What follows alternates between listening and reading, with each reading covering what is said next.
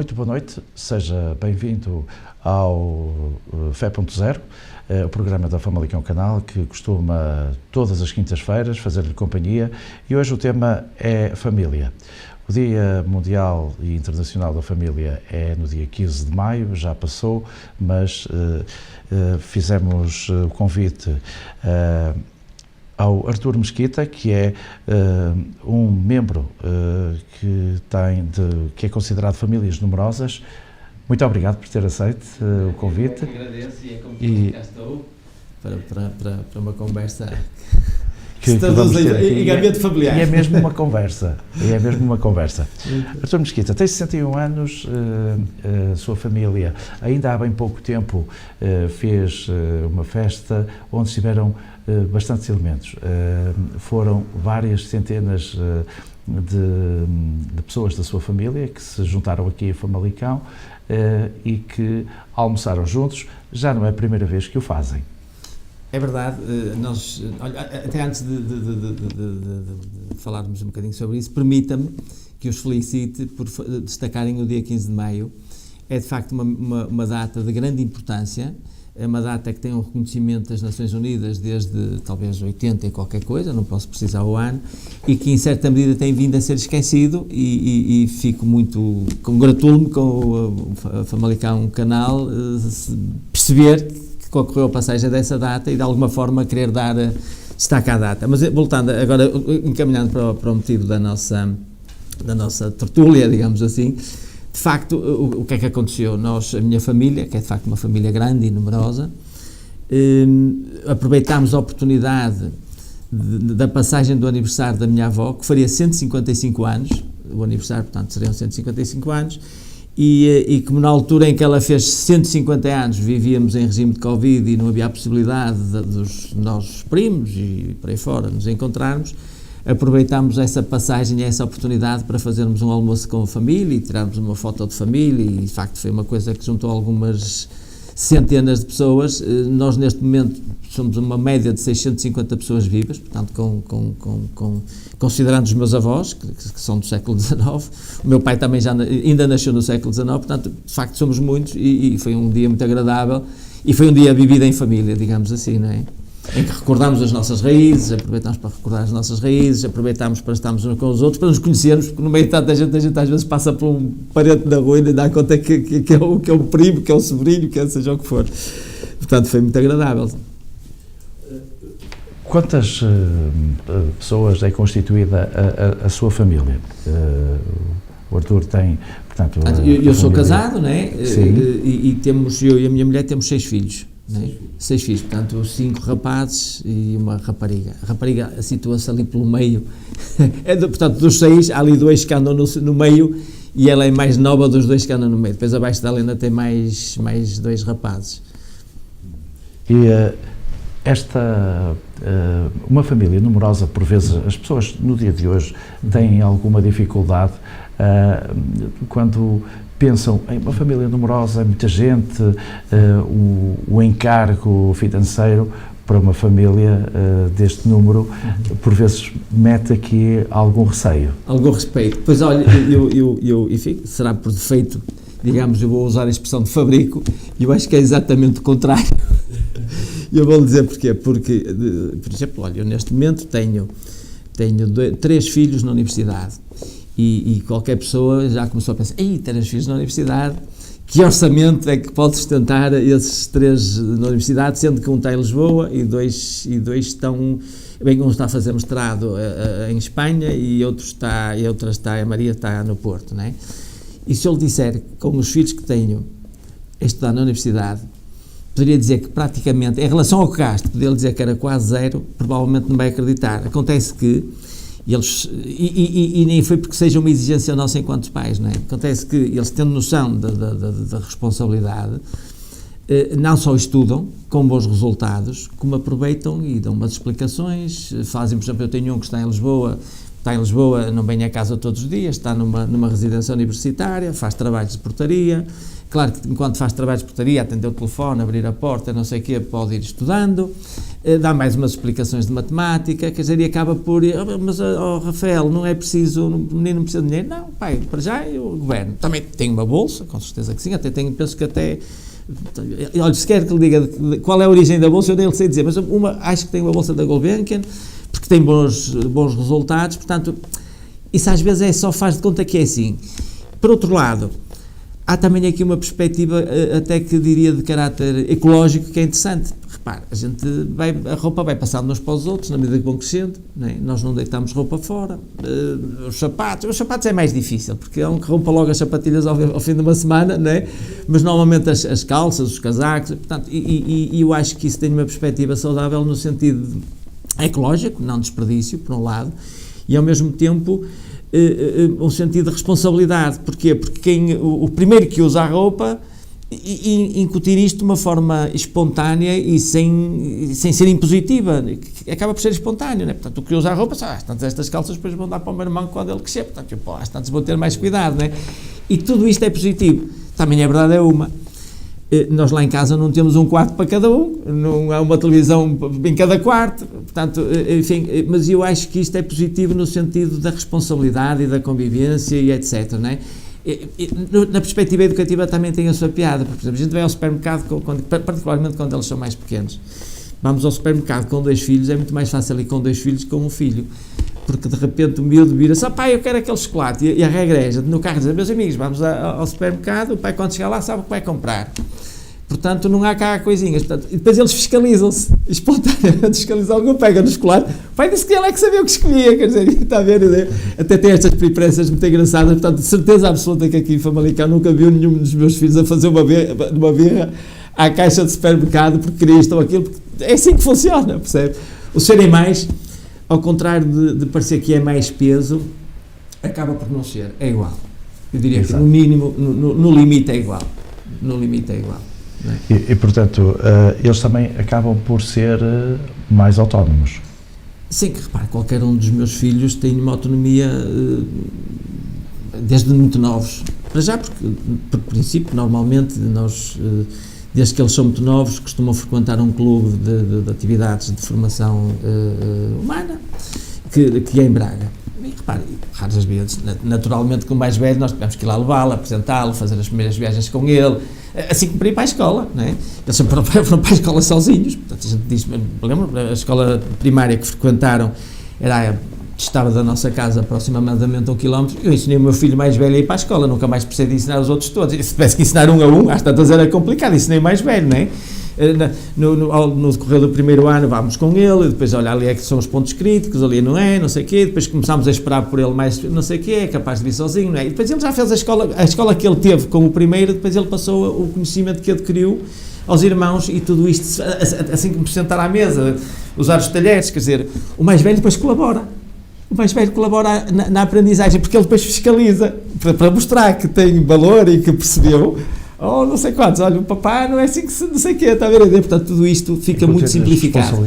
Exatamente, ao contrário do que parece, tudo isto é muito mais simplificado, portanto, eu tendo tido esta experiência, enfim, nós não escolhemos o número de filhos, até porque temos uma perspectiva que os filhos acolhem-se, não é? A gente pode desejar ter um carro, uma casa na praia, isso é um desejo, não é? Os filhos são uma coisa que não é propriamente um desejo, a gente acolhe-os, não pusemos assim um limite ao número, nem porque queríamos ter 6, ou queríamos ter 2, ou queríamos ter 3, não, quer dizer, sim, fomos tendo, né? Fomos tendo, não por acidente, porque de facto estávamos abertos a que assim fosse, mas onde é que eu queria chegar com isto, que de facto, olha, perdi-me agora naquilo que queria colocar em cima da mesa, enfim, para dizer que já perdi-me no raciocínio daquilo que queria. Mas há uma importância grande em relação à família, porque entre marido e mulher, depois de ter estes 6 filhos, independentemente do número, claro, mas quanto maior for o número, há a preocupação de lhes dar aquela autonomia, como falávamos há pouco, porque o mais velho vai também guiando o mais novo, não é? Certo. Não está à espera do pai. Eles não, aquilo é espontâneo. A serem incutidos nessa parte. É espontâneo. E é curioso que a gente está por ela, da diferença, a gente está por ela assim, da diferença da família ao terceiro filho. Eu ponho aqui assim um exemplo prático. O que é que acontece? A gente, quando tem um filho, chegamos a casa à noite, um pega no miúdo ao colo, outro pega nos sacos e entram para casa. Está o problema resolvido. Tem um segundo filho, a gente pega num, outro pega no outro, mais um num saco, outro no outro e entra. Quando vem o terceiro filho, já não é assim. Já cria ali um caos, mas é um caos que é positivo, não é? Daí para a frente, o caos torna a desaparecer. E porquê? Porque às tantas um dos meses também já ajuda a levar o saco. Portanto, esse depois já começa a desaparecer. Já, não é? Já ajuda. O terceiro filho é ali o ponto crítico, não é? Por estas razões práticas, funcionais. Mas, quer dizer, não é nada que... Mas há uma coisa que é interessante, é que de facto eles ajudam-se. E eles... A gente há coisas que deixa de ter que fazer, percebe? Porque eles de facto ajudam-se, não é? Portanto, já está, enfim, é com tranquilidade. Artur, que valores considera mais importantes dentro da sua família? Repara, os valores que eu considero mais importantes na minha família e no conceito de família é de facto aquilo que é um verdadeiro pacto de confiança. Há uma coisa que em minha casa toda a gente sabe, qualquer um de nós dá vida pelo outro. Eu não vou dizer que nós somos a melhor família do mundo, que não somos, temos dificuldades como os outros, temos falhas como os outros, até porque vivemos numa sociedade que acaba por ser muito exigente e que mexe muito com as famílias, portanto nem somos modelo. Mas agora, há uma coisa que nós sabemos, que independentemente das nossas virtudes ou defeitos, somos igualmente estimados, e somos estimados num pacto de confiança que nos dá a garantia que qualquer um de nós, no limite, dá a vida por qualquer um dos outros. E isto, para mim, é o valor da família. Portanto, não é?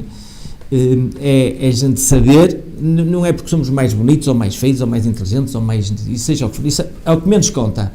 O que conta é, de facto, a garantia que todos nós temos, enquanto família, que temos um pacto de confiança que é inquebrantável. Não é? Independentemente, poder ser de um clube de futebol, outro ser de outro clube de futebol, que isso é salutar, a diversidade não tem qualquer tipo de embaraço, particularmente no seio da família, porque contam as pessoas exatamente como elas são, com os seus defeitos ou com as suas virtudes, é exatamente igual. Mas é este pacto de confiança que lá em casa todos sabemos que um por todos e todos por um, não é? Com outras pessoas. Isto é que é o sentido da família, não é? Independentemente do que possa vir a acontecer ou não acontecer, porque nós na vida temos coisas melhores, coisas piores. Isto é que será a marca que nós procuramos fazer valer no âmbito da nossa família, e é com esta marca que procuramos educar os nossos filhos, não é?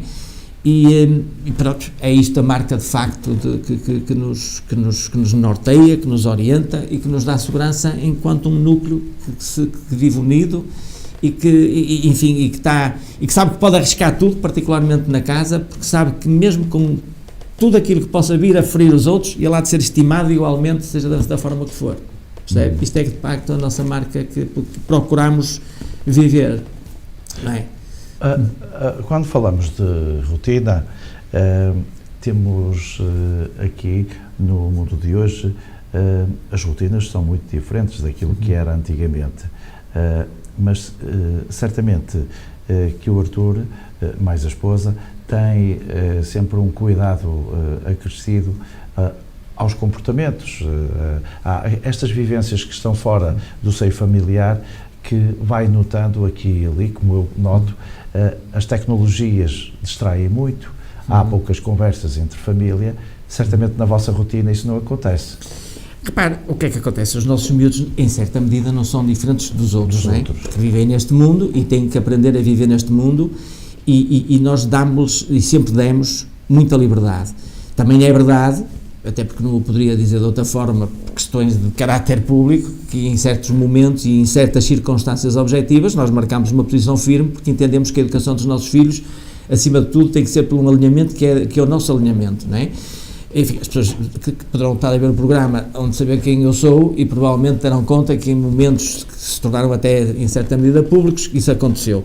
Mas é óbvio que, sei lá, por exemplo, e depois também tem a ver muito com a idade que eles têm, não é? Portanto, é óbvio que se estiver a falar enfim, já não tenho nenhum nessa idade, mas com um rapaz que tenha 16 anos ou um rapaz que tenha 21 anos, o nosso posicionamento em relação às opções que ele vai tomando tem que ser completamente diferente. Nem que em certa medida colida um bocadinho com aquilo que é a nossa forma de pensar, porque depois há a liberdade de cada indivíduo, não é? E eu também já fui jovem, já tive 14 anos, já tive 15, já tive 16 e já experimentei coisas na vida que todos os jovens são levados a experimentar, formas de ser e de estar, portanto, e tudo isso é salutar. Agora, é óbvio que procuramos manter o caminho, e a gente às vezes até diz filhos criados, trabalhos dobrados, portanto, o que é que isto significa? Significa que pelo facto de estarem já com mais idade, também não nos deixem com algumas preocupações acrescidas. Exatamente. Particularmente porque hoje há muitas solicitações, não é? Vejo um jovem com 20 anos, com 21 anos, e quando eu estou a dizer que há muitas solicitações, não é? Estou a dizer em qualquer âmbito que seja, portanto, para uns um tipo de solicitações poderão ser solicitações saudáveis ou não saudáveis, mas admitamos que estamos num enquadramento de solicitações saudáveis.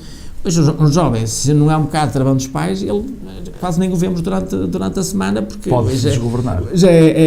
Nem é só desgovernar, é tudo em ações até saudáveis, mas é a tertúlia do amigo, depois o não sei que eu encontro não sei o que mais, depois é mais não sei o quê, depois é o desporto, depois é aquilo e aquilo outro, e a gente nem tem tempo para viver em família. E a minha família, tal como as outras, não deixa de ter este assunto para resolver, não é? Agora, eu pessoalmente, e de facto é uma das inquietações que eu posso manifestar, face a estas solicitações, que eu diria, e quando estamos a falar de solicitações que poderão ser boas, e cada pessoa que nos puder estar a observar pode perspectivar as solicitações que entender como boas, não estamos aqui a definir quais são as boas ou quais são as más, admitamos que qualquer pai tenha um filho que nas solicitações que hoje são colocadas à disposição e que são levadas a que eles tenham aquele tipo de vivências, são excessivas. E essa preocupação eu tenho, não é? E acho que mesmo, é óbvio que a gente vai pondo um travão no sentido que é sensato, porque depois a vida é deles, não é nossa, não é? Até porque o objetivo é que eles depois possam fazer a vida deles, não é? Pronto, criem critério, para terem um bom critério, para poder continuar a vida deles por aí fora, até porque os pais não duram sempre, pronto. Agora aqui, o que eu acho é que neste momento, quer sejam os meus filhos, quer sejam os outros jovens, estão a desperdiçar um bocadinho aquilo que é a vivência da família, com tanta solicitação, como digo que boas, não estou a negar a qualidade das solicitações, acho que é excessivo, este mundo é excessivo, e acho que os jovens de facto devem começar a pensar um bocadinho nisto, porque o que a gente aprende em casa, a dotar de critério, a dotar de um conjunto de pequenas coisas que são a nossa marca, que são a nossa identidade, se nos deixarmos levar por todo o ruído que está lá fora, que é muito bom, às tantas estamos a perder uma coisa que é estrutural para nós. E naturalmente que os meus filhos também, isto que eu estou agora a equacionar, eu estou a colocar em cima da mesa, naturalmente que os meus filhos também têm estas debilidades, e nós enquanto família também temos estas preocupações para trazer para o sítio, mas pronto, é o mundo que temos, e temos que saber viver com ele, e temos que saber perceber isto, e temos que saber encontrar um meio termo que os deixe crescer e voar, e ao mesmo tempo que não percam aquilo que são as marcas de identidade da família, porque é importantíssimo, que são aquelas que nos trouxeram, que nos dão felicidade a nós e que provavelmente também lhes vão dar felicidade a eles, não é? Eu costumo-se dizer, na família, eu ouvi muito na minha, claro.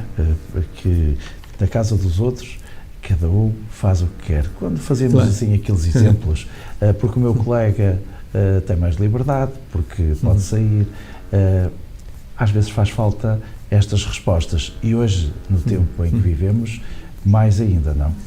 Sim, só repare, eu por acaso prezo, e repare, há um bocado assim, antes de iniciarmos o programa, eu dizia que o meu pai é só 100 anos mais velho que o meu filho mais velho. Portanto, o meu pai, se fosse vivo, teria já muitos anos, e o meu filho tem 27. E, portanto, eu tive a minha juventude, aliás, o meu pai faleceu, eu teria uns 14 anos, portanto, enfim, vivi com ele só até essa data. Mas até essa data, não é? Eu sempre tive muita liberdade. Eu lembro-me de, com essa idade, estamos a falar ali anos 70, início dos anos 70, eu nasci em 63, eu com facilidade dizia ao meu pai, olha papai, eu posso ir acampar. Eu não tinha amigos da minha idade que pudessem ir acampar. E às vezes quando iam porque eu ia à casa deles, a ver se eles podiam vir acampar comigo. Portanto, eu sempre vivi essa liberdade. Portanto, quando até nem era muito habitual, eu ia ir acampar para o filho, ir acampar para os Jerez e coisas assim do género, e portanto, o que é que o meu pai dizia? Olha, tens que preparar, tens que falar com a mamãe, tens que perceber o que é que precisas, tu vais ter que comer, tu sabes fazer a comida, não sei o que. Também é verdade, nós lá em casa, por princípio, havia um dia em que cada um tinha que se aproximar da cozinha e eu tinha que confeccionar os alimentos ou teria que, pelo menos, estar por ali a ver como era. Portanto, eu fui educado assim. Isto há 50 anos atrás, não é? Há muitos anos atrás. Portanto, este é o modelo, e a verdade é uma, que depois a gente fomos soltos para voar, certo? Com responsabilidade, sempre dava recomendações, meu pai sempre nos dava recomendações, etc, etc. E no fundo é o que nós tentamos fazer com os nossos filhos, não é? E a verdade é uma, e eu, enfim, falo por mim, provavelmente voei muito para além daquilo que seria assim o critério que trazia da minha família, mas também rapidamente percebi que afinal o critério que me estava a ser dado pelos meus pais era o critério, portanto, mas essa liberdade que eu tive para voar é que me permitiu depois também perceber que às tantas havia que às tantas não estava a seguir por um critério que não me dava a tranquilidade portanto, tudo isto faz parte da vida, percebe? Mesmo estas inquietações que a gente às vezes tem, porque de facto agora há muitas solicitações a isto e aquilo, é outro tempo. O meu pai provavelmente teve essas inquietações no tempo dele, à medida daquele tempo, não é? Portanto, é tudo uma questão de escala, não é? A escala de antes era de uma forma, agora é desta. Portanto, o que eu acho que é importante é a gente, de facto, ter um critério e dar critério, porque no fundo o que é educar? É dar critério. Para as pessoas poderem se defender na vida, poderem correr, não é? Assim, no fundo, dentro do possível, alcançarem a felicidade naquilo que é, quanto é possível, não é? Por vezes não gostamos muito, e principalmente agora, nos tempos de agora, porque se melindram muito as pessoas quando falamos do antigamente, mas a verdade é que hoje os tempos são diferentes. Como dizia há pouco, as ofertas são muitas, as solicitações, e isso há muitos perigos também.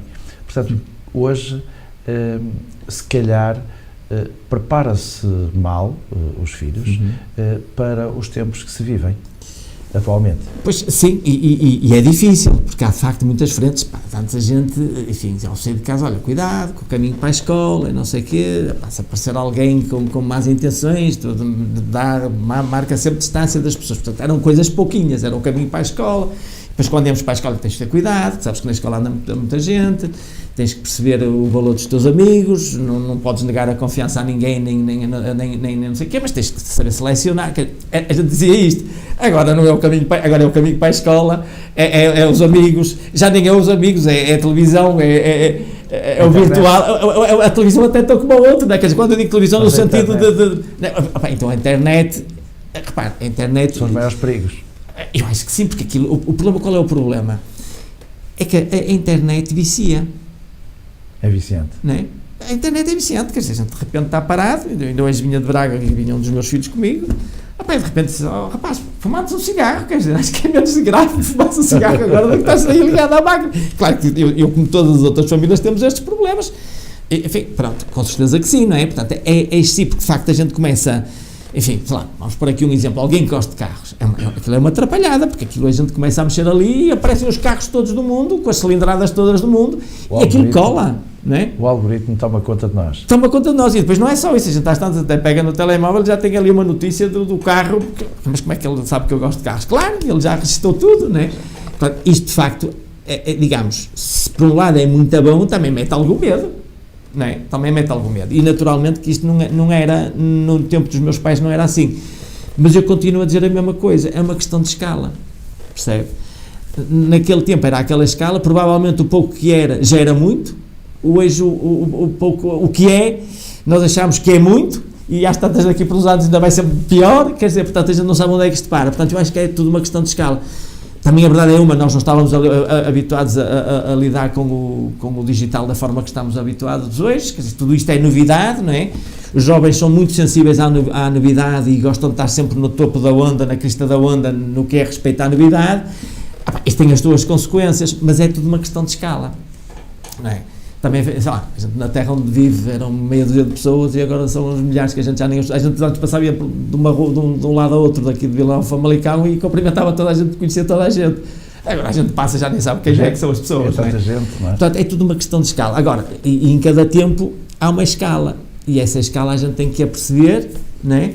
E tem que ver como é que se posiciona em relação à escala e particularmente os pais, porque de facto são responsáveis, não é? Quer dizer, o que é que a sociedade pode pedir ao pai? Ou porque é que a sociedade tem que exigir aos pais? Enfim, é pelo menos que os filhos saibam viver em sociedade, no mínimo, não é? Que saibam viver em sociedade.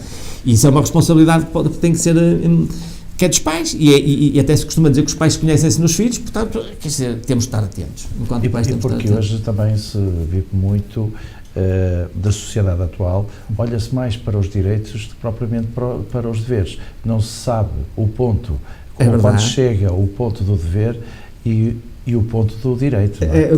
Quando chega ao ponto de dever, normalmente colocamos todos como vítimas. O ponto do dever. Os direitos são todos. Os direitos, estamos sempre a pedir os direitos. Quando é o dever? Não, isso é vítima. A gente então vitimiza-se. E de facto temos que nos saber defender e, acima de tudo, volto a insistir um bocadinho, dar critério para que eles... Não é fácil. Isto são jogos difíceis. Mas é como digo...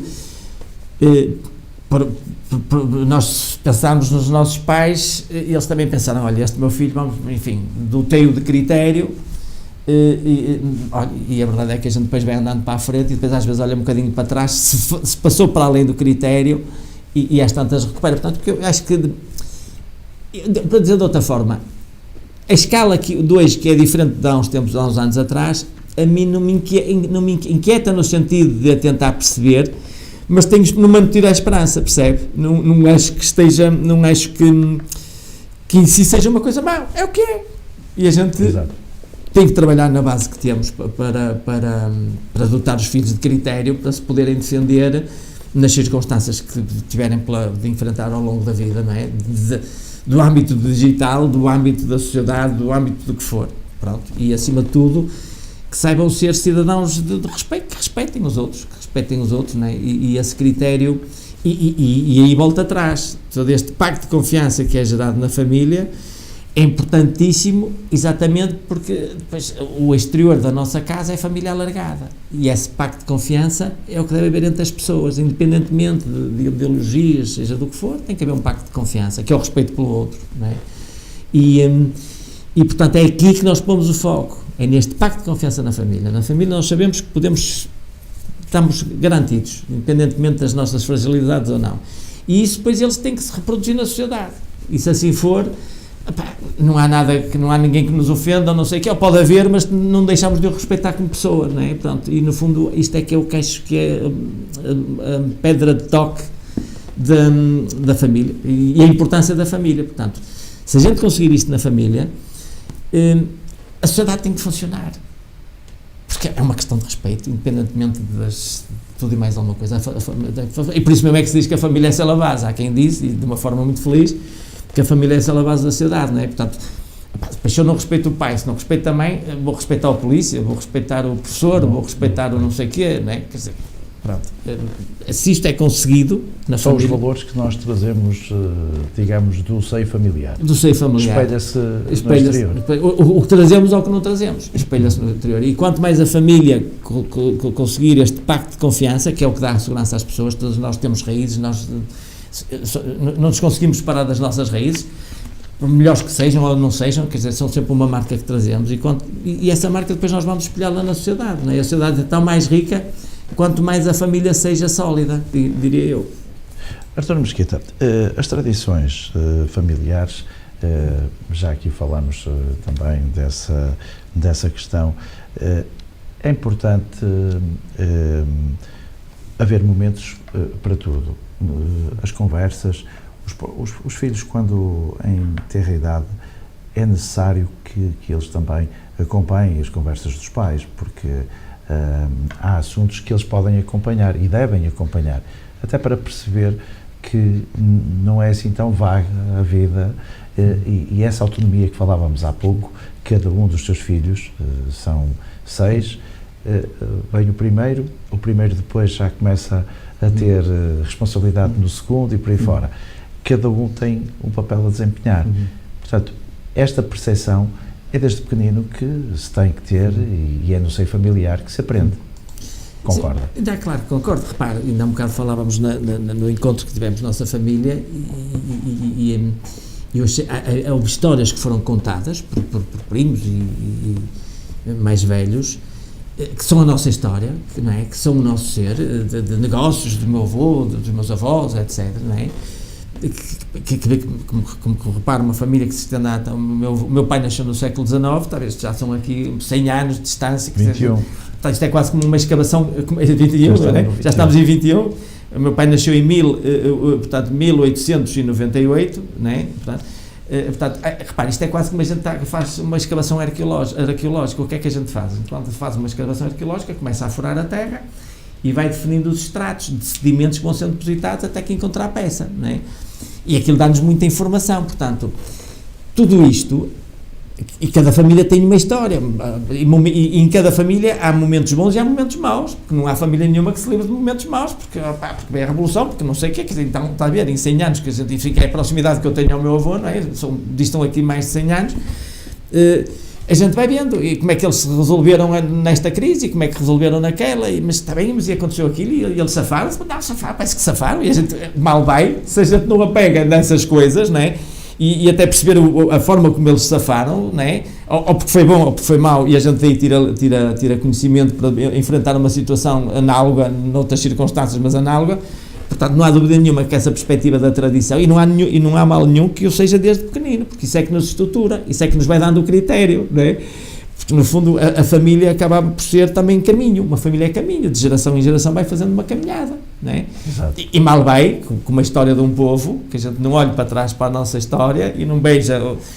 Para que é que funciona a história? A história não é só por uma questão de quadros bonitos e coisas, histórias engraçadas, é para a gente perceber os momentos altos e os momentos fracos que fomos tendo ao longo do tempo, não é? E com isso podermos atalhar melhor o caminho para a frente em função das circunstâncias que possam surgir, porque já temos experiência, não é? Ou seja, se assim não fosse, nós provavelmente não tínhamos um mundo digital. Porque é que se chegou ao mundo digital? Chegou-se ao mundo digital porque se fez uma caminhada.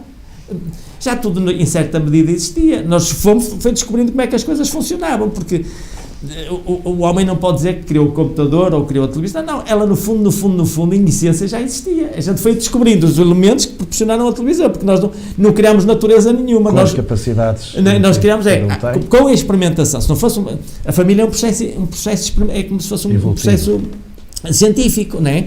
A gente, pela experimentação, vai caminhando e vai aprendendo. Também podemos virar as costas à família, podemos virar as costas à história, e provavelmente ainda estávamos na idade da pedra. Porque não tínhamos percebido que o fogo afinal funciona, não tínhamos percebido que não sei que a roda afinal funciona, porque virámos, não acredito, quer dizer, não quero saber disso para nada, provavelmente não vivíamos nas cavernas. Só é possível não viver nas cavernas por razões históricas, porque a gente foi tendo experiências, fomos registando as experiências e de umas fomos passando às outras, não é? Enfim, quando nós éramos jovens, às tantas a televisão fechava às 6 da tarde e mesmo assim só dava a preto e branco. E hoje este já é um mundo que até... São 24 horas. São 24 horas e não é só isso, é a capacidade e como se pode construir, não é? E isso é porque há história, é porque há tradição. Porque se não houvesse tradição, por exemplo, temos uns amigos dos quais somos compadres, que é o Francisco Vilhena da Cunha, não tenho problema nenhum em dizer o nome, porque ele até nem é de Famalicão, e ainda que fosse, o que eu vou dizer não deixa de ser verdade. Ele é engenheiro aeroespacial, não é? Portanto, esses satélites que andam para aí, os méritos dos portugueses, às tantas ele coordena isso tudo. Pronto, isso só para dizer o seguinte, a empresa aeronáutica é das empresas mais conservadoras que há, porque se eles tiverem que fazer uma alteração no satélite, para mexer lá um parafuso, eles vão pôr todos os protocolos que estão para trás daquele parafuso, porque não vão perder todo o conhecimento que está adquirido, porque aquilo não pode falhar, não é? Pronto. E enfim, em conversas que a gente vai tendo, em tertúlias, e não sei o que, depois vai percebendo estes detalhes. Portanto, a família é exatamente a mesma coisa. É a gente aproveitar todos estes parafusos, enfim, para que é que... A gente às tantas até já sabe que aquele parafuso nem faz ali falta, para que é que o vamos estar a utilizar? E na família é a mesma coisa. Às tantas este comportamento desta forma, já temos uma experiência que leva a mau resultado, não é? No fundo, acaba por andar por aqui. Portanto, acho que sim, acho que desde novos... devem estar abertos ao conhecimento e ao que se passa na casa e a forma como as coisas correm e nas próprias atividades da casa, não é? As próprias atividades da casa, portanto, se perceberem que não há nada que caia do céu, não é? Os meus filhos desde sempre colaboraram em atividades na casa, desde sempre que têm capacidades, não é? Não pode ser de outra forma, portanto as coisas não aparecem por acaso, não é? Exato. Artur Mesquita, Numa família com 8 elementos, que é o caso da sua, para resolver as questões é fácil? Eu acho que questões que vão surgir na família. Sim, pronto, repare, sei lá, a gente, eu acho que, como é que eu ia dizer, eu não sei se a gente alguma vez teve assim uma questão que tivesse que fazer ali um conselho de família para resolver.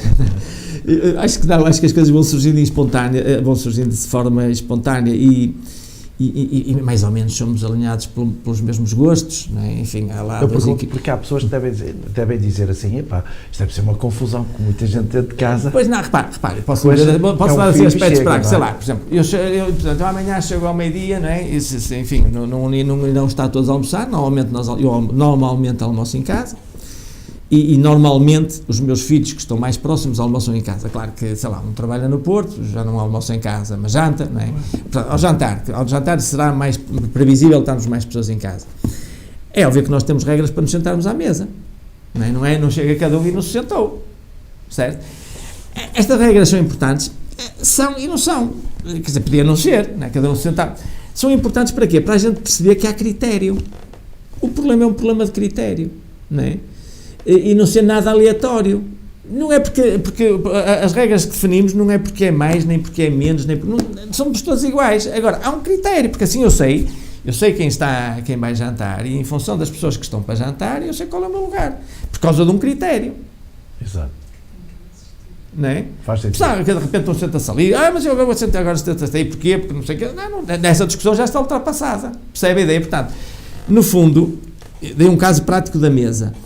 Os outros casos são um bocadinho assim, não é? Portanto, há um critério, em função de um critério a gente mais ou menos define as coisas, percebe? Porque senão é difícil, não é? Porque são as pessoas que para procurar haver equilíbrios, não é?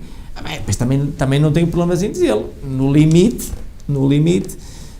mas há a decisão do pai e da mãe, não é? Ou da mãe e do pai, como quiserem, que é igual, não é? Quer dizer, não é? Mas isso no limite alguém tem que decidir, não é? Porque às tantas também era uma paródia, não é? Mas também nunca tivemos assim problema nenhum, assim em situações mais críticas, não é? Que tivemos, enfim, pronto, naturalmente toda a gente estava conhecedora de quais eram as razões e porque é que era assim ou porque é que era assado, não é? Pronto, as coisas são de uma forma pacífica e quase espontânea, porque é a nossa forma de ser e de estar, não é? Portanto, nunca tivemos assim uma discussão de lesa majestade lá em casa, mas podia ser assim, pronto, não é? Até porque o que é que acontece? Pois a gente também há uma realidade que é uma realidade natural, não é? Nós acolhemos os filhos, portanto, o berço dos filhos é a nossa casa, portanto, e aquilo também enfim, pronto, já faz parte, não é? Portanto, eles são acolhidos. E normalmente, quando a gente tenta, um vizinho nosso nos acolhe por qualquer razão, a gente não vai para lá impor regras, não é? A gente chega lá e até procura perceber quais são as regras da casa por uma questão de delicadeza. Aqui isto é muito mais espontâneo que isso. Nós adultos, não é? Se o vizinho nos convida para ir lá tomar um café ao fim de jantar, ou não sei o quê, naturalmente que a gente chega à casa, uma das preocupações que tem é ter revestir-nos daquelas questões de delicadeza, principalmente porque estimamos o nosso vizinho, não é por mais razão nenhuma. Portanto, aqui é um bocado isso, não é? Só que é mais espontâneo, não é? Agora, enfim, nem todas as famílias são assim, mas isto não significa, não é valorizado de forma nenhuma. Há uma coisa que nós, por princípio, gostamos muito, nós gostamos muito de receber amigos lá em casa, certo? E com frequência, quase todas as semanas, passamos gente lá em casa, mas gente mais variada da gente que podemos imaginar. Tanto pode ser um amigo da escola, como um amigo que conhecemos no fim de semana passado, numa tertúlia que tivemos, ou seja o que for, não é? E eu isso acho que é, em certa medida, enriquecedor. Porquê? Porque, sei lá, por exemplo, eu lembro-me quando fez as Jornadas Mundiais da Juventude, e eu nunca sabia quanta gente tinha a jantar lá em casa, não é? Porque de repente ligava-me o Zecas ou a Maria, pai, olha, eu conhecia umas pessoas lá em baixo, tivemos gente da América do Sul, tivemos de imensos sítios, tivemos da Áustria, tivemos espanhóis, tivemos franceses, tivemos americanos, mas isso é próprio, quer dizer, percebe? E há uma coisa que nós, daí, achamos que eu prefiro que eles levem os miúdos e que lá e tragam os amigos, porque depois também os conhecemos, e foi fantástico porque tivemos a oportunidade de contactos com outras culturas que são diferentes da nossa, não é? É uma partilha. É uma partilha, não é? Pronto, já está. Portanto, tudo isto decorre de um processo natural. Nunca tivemos assim uma discussão que tivéssemos que ir a votos, pôr os votos em cima da mesa, voto secreto. Eu acho que a família não chega a esse ponto, mas nem a nossa nem nenhuma, diria eu, nem a nossa nem nenhuma. Artur Mesquita, olho para si e vejo que é um pai feliz, que certamente, se tivesse um filho, poderia ser feliz, mas com 6 torna-se ainda mais feliz. Pelo menos sinto isso. Pois não, repare, não tenho razão nenhuma para não ser, não é? Independentemente do número, naturalmente que haverá muitos pais felizes. Aliás, a felicidade de um filho basta ter um. Exato. Só se consegue ter o sabor de um filho quando se tem um. Qual foi o filho mais saboroso? Em boa verdade foi mais saboroso como sentimento de filho, não é? Eu sempre gostei, eu sempre tive muita família e sobrinhos e tudo, e mais alguma coisa, né? E a gente pegava num bebê, é sempre bonito, é sempre agradável. Agora, um filho, digo-lhe uma coisa, quando nasceu o meu primeiro filho, aquilo é um sabor indescritível, não há nada que o explique, não é? E os outros vão ter o mesmo sabor, naturalmente, mas tomar esse sabor é só ter, sente-se no primeiro, e depois os outros a seguir, o sabor é exatamente o mesmo, né? Nem que ele esteja a babar todo. Eu lembro perfeitamente que a Paula partiu a cabeça aqui em cima com o Rafael, né? E depois o problema dela, ela sempre gostou de dar o peito ao bebê até por lá fora, e o problema dela é que tinha que ser operada, e dizia ao médico que não podia ser operada porque tinha que dar o peito ao bebê, não sei o quê, e o médico lá arranjou as tropelias para ela conseguir ser aquilo tudo muito rápido e fazer tudo, e compreendeu, e a Paula tinha que tirar o leite com a bomba, e depois eu tinha que ficar à noite com o bebê para dar o leite com o biberão. Quer dizer, portanto, até com todas estas particularidades, aquilo é um sabor que é indescritível, não é? Mas isso é uma trabalheira, claro que é uma trabalheira, mas isso é que dá gozo, isso é que é saboroso, não é? E digo-lhe, eu casei... É o gosto de poder dar o carinho, sentir, nem que ele esteja a babar todo, é o bebê, não é? Quer dizer, é aquilo, é o filho, está a ver? O bebê ou não bebê, haverá muitos que, enfim, felizmente, agora, pelo menos para já, nenhum deles está a babar, mas digo eu, percebe? Quer dizer, o filho tem um sabor que é indescritível, não há, eu lembro uma vez que o Zecas caiu lá em casa e partiu os dentes, todo ensanguentado. A gente nem, pronto, tanto faz, é sangue, se não é? Quer dizer, pega-se dele e já está, e depois no fim, depois olha, está bem, ok, agora limpa-se, já está. Portanto, o sabor do filho é uma coisa de facto que não tem igual, não há hipótese, portanto, não tem razão nenhuma para não ser feliz, não é? E entre eles também são felizes porque o facto de não serem filhos únicos, têm sempre com quem partilhar repare, os seus momentos. Pois, eu acho que sim. As suas tristezas. Claro, que também o que é que acontece? Há uns que são melhores que os outros, também a verdade é essa. Mas comigo aconteceu mesmo, eu como tinha muitos irmãos, eu lembro que a gente às vezes andava batatada no quintal, às laranjadas e não sei o quê, mas no dia a seguir, se os meus pais chegassem e dissem, meus amigos, um abraço e vejam-se que vocês são irmãos, não sei o quê, quer dizer, depois aquilo resolve-se tudo, portanto, também não faz mal nenhum. Agora, eu também não vou dizer, porque eu tenho amigos que são filhos únicos, e eles são filhos únicos, e são pessoas fantásticas. Agora lembrei-me de um que estávamos a falar nisso, e é um amigo meu com quem que frequentemente vai lá em casa, vai lá por casa, enfim, já é da minha idade, não é? Portanto, ligeiro 1 ou 2 anos mais novo. Eu também acredito que ele, como filho único, tivesse sido feliz, porque também tinha amigos, não é? Os amigos também fazem um bocadinho parte da família alargada. Portanto, eu não digo que seja, digamos, que o filho único fique, passa a expressão, manco, ou, não, às tantas também pode ser feliz, não é? Mas agora, eu sempre tive muitos filhos, tenho muitos filhos e tive muitos irmãos, não há dúvida nenhuma que a gente, enfim, nem que seja chorar no ombro do irmão quando não há mais lá onde chorar, não é? Até nem que seja por isso. Exato. Portanto, sempre teve, enfim, também valorizo isso. Não sei o que é que seria de mim se não tivesse irmãos, está a ver? Quer dizer, digo eu, e ainda hoje com os meus irmãos, enfim, eu tenho 7 irmãos do meu pai, e depois no total somos 17, porque depois da minha mãe são mais 10.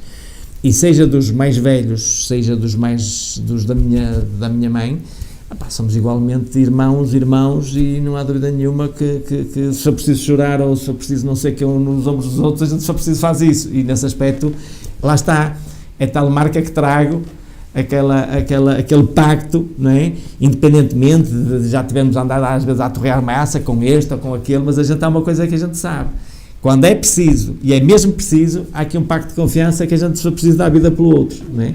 E esta é uma marca que eu trago de trás, e a minha esposa também, com certeza, não é? Portanto, é uma marca que é este pacto de confiança que é inquebrantável. Uma coisa é a minha vida, é a vida do meu irmão, ou a vida daquele, não interessa nada. E depois cada um tem a sua percepção e tem a sua mundo de obediência, que é aquela que valoriza. Mas há uma coisa que nós sabemos, numa circunstância em concreto, quando é preciso, independentemente do mundo de obediências, ou seja, do que for, nós estamos lá e é para ao limite, não é? E esta é a marca que procuramos também impor na minha família, mas é uma marca que já, como bem, até já trago de trás, não é? Que nos foi dada pelos nossos pais, pelos nossos avós, e sei lá por quem, bem de trás ainda, não é? Com certeza, não é? De geração em geração. É um caminho, a gente tem uma caminhada, a família é um caminho, não é? Depois de esta conversa que tivemos aqui, já estamos a chegar ao final, Artur Mesquita, que mensagem é que deixa a todos aqueles que pensam ou que não tiveram essa experiência dos filhos, de ter, porque hoje ouve-se muitas vezes os pais, porque um filho custa muito dinheiro, pensam sempre a longo prazo, os estudos, tudo aquilo que possa complicar financeiramente a família. Que mensagem é que deixaria depois desta conversa sobre a família e pela experiência que tem de ter 6 filhos e também da experiência de ter muitos irmãos? Claro. Olha, a experiência que eu tenho, e a gente hoje vê jovens a terem medo de constituir família, porque parece que a família que traz um papão consigo, e eu acho que é exatamente o contrário, não é? E eu hoje, se tivesse começado tudo novo, iria com a mesma vontade, e fiquei em 6 filhos, porque de facto até já casei tarde. Quando casei tinha 32 anos, a minha mulher tinha quase 30, portanto era impossível também, mas ainda que às tantas foi tempo que tive a perder por esta delícia que é a família e por esta delícia que é ter filhos. Portanto, eu acho que isso ninguém pode assegurar que pode ter ou não pode ter, portanto é uma falsa questão, não é? E isto é como que quando se começa a construir um prédio, a gente vai construindo, vai-se pondo a massa, vão-se pondo não sei o que, aquilo vai andando, portanto é tudo espontâneo. Este medo é um medo infundado, porque, digamos, a espécie humana existe porque existe família. E tudo acontece naturalmente. E tudo acontece, é óbvio, a gente é óbvio, tem que se trabalhar, tem que se cuidar, tem que se... Mas depois, se vamos a fazer contas, quem é que pode garantir que tinha a capacidade de gerar um filho só que fosse e que fosse para... É umas contas que estamos a pôr um problema antes dele existir, não é? E depois, à medida que vamos... E todos nós, enfim, quando começamos a ter uma fase adulta, sabemos que a vida é cheia de problemas que a gente depois vai superando, não é? E eu, felizmente, na minha vida e na minha vida de família, os problemas surgiram de outras questões, em termos mais empresariais, ou mais aqui, ou mais ali, mas agora em termos de família nunca foram um problema, até pelo contrário, foram um conforto, foram uma ajuda, enfim, pronto. E depois há um ditado que dizia que cada bebê trazia um pauzinho debaixo do braço, há uns dias assim, e é com essa confiança, porque senão não havia famílias, não havia empresários, não é? Não havia ninguém que fizesse coisa nenhuma, porque os seres são tantos sempre, que se ficarmos à espera que os seres se concretizem, nunca mais fazemos nada, não saímos do sítio. E na família, como qualquer outra questão da vida, a gente tem que pôr os seres de lado, e as coisas vão acontecendo de uma forma natural, e sem qualquer tipo, enfim, pronto. E depois, claro, também tem que haver prudência, mas é uma prudência que é natural de qualquer risco de vida que a gente passe em relação a qualquer circunstância. E a família não se afasta disso. Agora, há uma coisa que a gente tem por certo, é que a família é o espaço de confiança onde a família é que suporta tudo. A família é a solução para todos os problemas.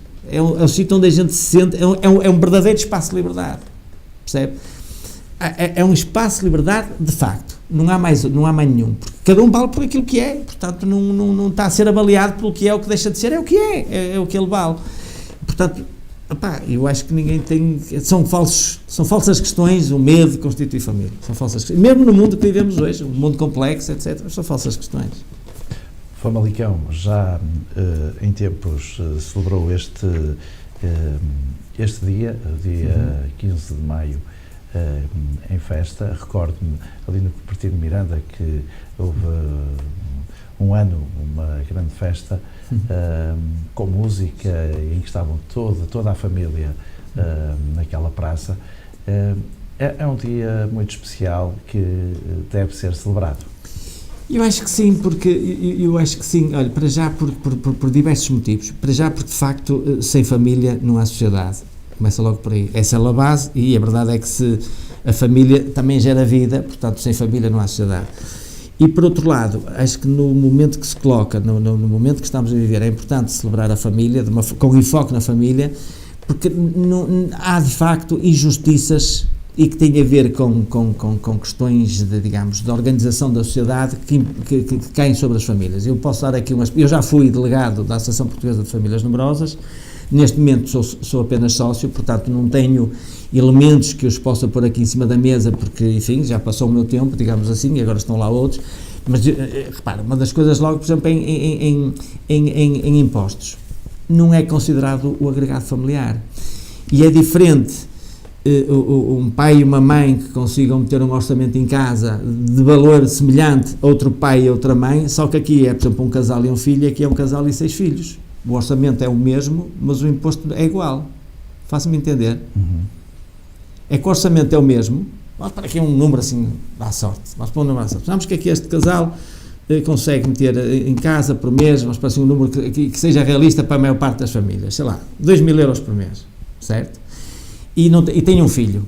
E este casal aqui tem os mesmos 2.000 euros por mês, mas tem 4 filhos. Em termos de sede e IRS, o valor é o mesmo de imposto. Isto é injusto, porque devia ser em função do agregado familiar. Repare, eu não fiz esta conta, eu e a minha mulher nunca nos preocupamos com isto, porque achamos que é mais valor, o valor da família é muito maior do que qualquer destas dificuldades e não equacionamos isto. E posso-lhe dar outro exemplo.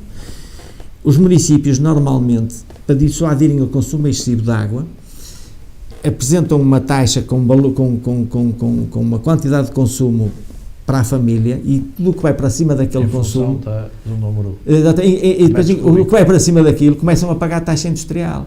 Só que uma coisa é ter em casa 4 pessoas, outra é ter em casa 8 pessoas. Naturalmente o consumo aqui é maior que aquele, mas não é por consumo excessivo, é por consumo de cabeça. Pronto. E de facto há municípios... Não é tido em conta, não é calculado per capita? Não. É aqueles metros cúbicos por família, a partir daqueles metros cúbicos passa a passar uma taxa mais não sei o quê. E eu compreendo, para não andarmos a encher piscinas com água tratada, etc. Até tem a sua lógica. Agora, o que deve ser considerado é em função do agregado familiar. Não é?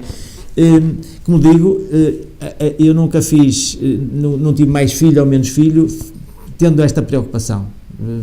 Fui completamente ao lado.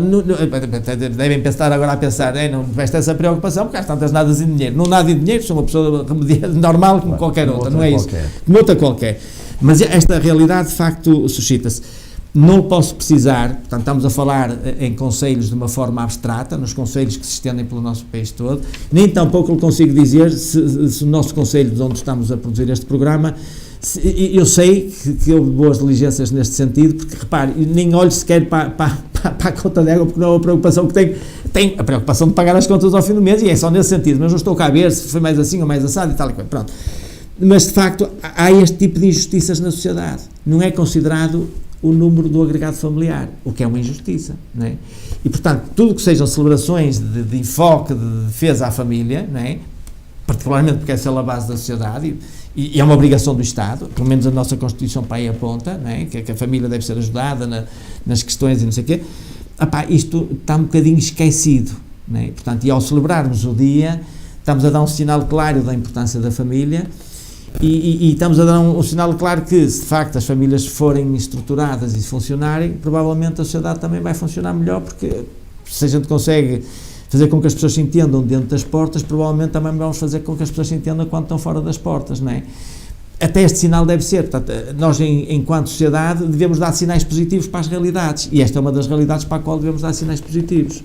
Por isso acho que deve ser celebrado e deve ser estimulado e deve ser, digamos, enaltecido todo o valor que a família pode ter, se de facto tiver. Haverá outras que não têm, pronto, mas isso é outra questão, mas os valores da família devem ser enaltecidos. Por isto, melhor família, melhor sociedade. Muito bem, muito obrigado. Eu é que agradeço. Muito obrigado, foi um gosto estar convosco. Presença. No FEP.0 de hoje, então, falamos sobre a família, a importância da família de ter mais ou menos elementos, mas o importante, como disse Artur Mesquita, e deixou aqui bem patente, que o importante é a primeira experiência de ter o filho já é boa, portanto a continuidade também o é, e não é de todo um peso financeiro. Tudo se concretiza, a família é a base de tudo. Ficamos por aqui. Quanto ao Fé.0, voltamos no próximo programa com outro tema. Fique bem e continue a acompanhar a Famalicão Canal.